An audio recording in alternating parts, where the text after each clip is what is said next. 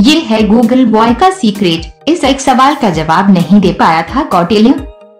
17 जून से कौन बनेगा करोड़पति फिर से शुरू हो रहा है।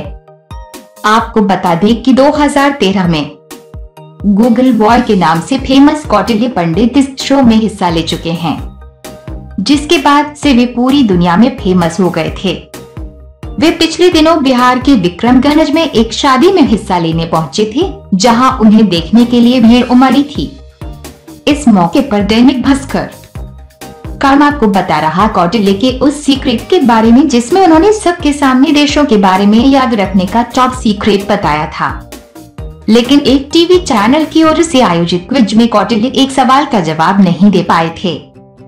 इस क्विज में 62 सवालों के सही जवाब देने के लिए उन्हें 1,30,000 रुपए का इनाम दिया गया था। 130 के करीब है एक लेवल। टीवी शो में एक स्टूडेंट्स ने कौटिल्य से पूछा था कि इतने देशों के नाम कैसे याद रहते हैं।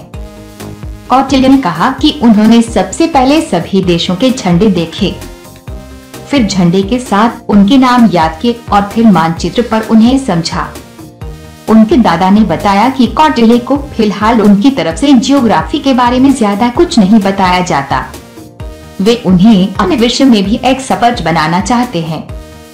कौटिल्य का जन्म हरियाणा के करनाल में एक मिडिल क्लास फैमिली में हुआ है। कौटिल्य का एक लेवल 130 के करीब बताया जाता है। इतना इस उम्र में शायद 100 में से किसी एक को ही मिलता है। एक बार कौटिल्य पंडित एक कार्यक्रम में हिस्सा लेने पहुंचे।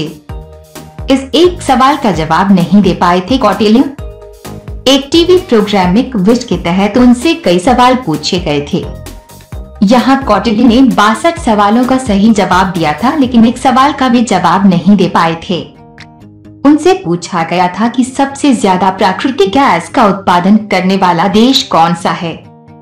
इसके जवाब में कौटिल्य ने चाइना, यूएसए और चिली बताया था, लेकिन इसका सही जवाब था रशिया।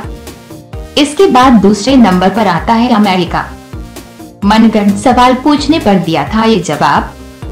एक प्रोग्राम में स्टूडेंट्स ने गूगल बॉय से कई सवाल किए थे। इनमें से कुछ स्टूडेंट्स ने उनसे फेक सवाल भी किया। पूछा गया कि मुस्तफा देश की राजधानी क्या है। इस पर कौटिल्य ने उंगलियों पर देशों के नाम गिने, फिर नटखट अंदाज में कहा, ऐसा तो कोई देश ही नहीं। दादा को बताया था बेस्ट फ्रेंड। एक बच्चे ने जब कौटिल्य से उनके बेस्ट फ्रेंड के बारे में पूछा था तो उन्होंने बताया था कि उसके बेस्ट फ्रेंड हैं दादाजी।